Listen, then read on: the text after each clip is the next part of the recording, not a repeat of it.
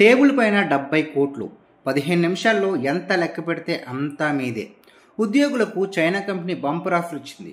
చైనాకు చెందిన హెనన్ మైన్క్రేన్ సంస్థ తమ కంపెనీ ఉద్యోగులకు వార్షిక బోనస్గా 70 కోట్లు ఇచ్చింది.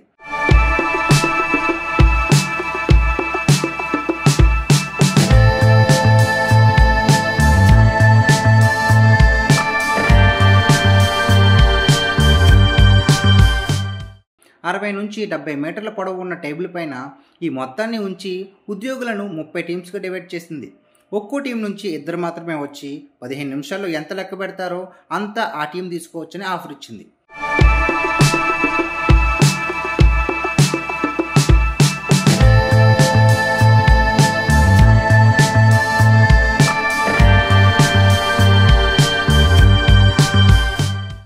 ఇందుకు సంబంధించిన వీడియో సోషల్ మీడియాలో వైరల్ అయింది.